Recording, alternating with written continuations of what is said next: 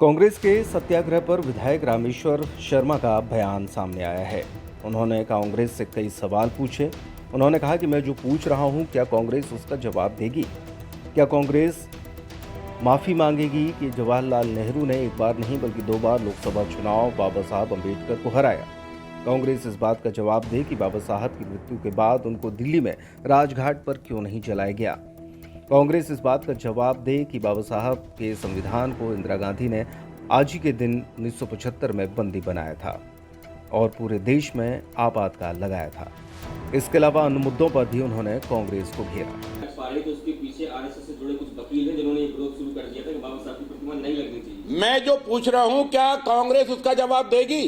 कांग्रेस उसका जवाब दे कि हाँ, कांग्रेस माफी मांगे कि हाँ, पंडित जवाहरलाल नेहरू ने एक बार नहीं 2 बार लोकसभा चुनाव बाबा साहब अम्बेडकर को हराया।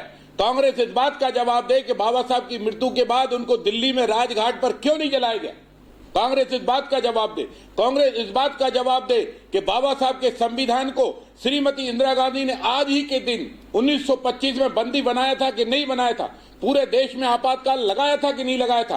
कांग्रेस घड़ियालू आंसू ना बहाए। बाबा साहब हिंदुस्तान के दिल में हैं, हर हिंदुस्तानी के दिल और दिमाग में हैं। कांग्रेस राजनीति करना बंद करे। कांग्रेस पहले इस बात से, बाबा साहब के अनुयायियों से और देश से माफी मांगे कि हाँ, हमारी इंदिरा गांधी ने बाबा साहब के संविधान को बंदी बनाया था। हाँ, पंडित जवाहरलाल नेहरू ने अपने जीते जी बाबा साहब अम्बेडकर को चुनाव नहीं जीतने दिया। हाँ, हम कांग्रेसियों ने बाबा साहब को राजघाट पर सम्मान देकर उनका अंतिम संस्कार नहीं करने दिया।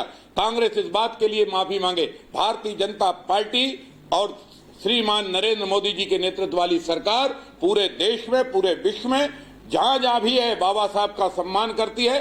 बाबा साहब भारत के संविधान निर्माता के साथ दलित और वंचित वर्ग के अनुयायियों के मार्गदर्शक और हितैषी भी थे। इसलिए जो कुछ सम्मान करे वो भारतीय जनता पार्टी और भारतीय लोकतंत्र के प्रहरी कर रहे हैं।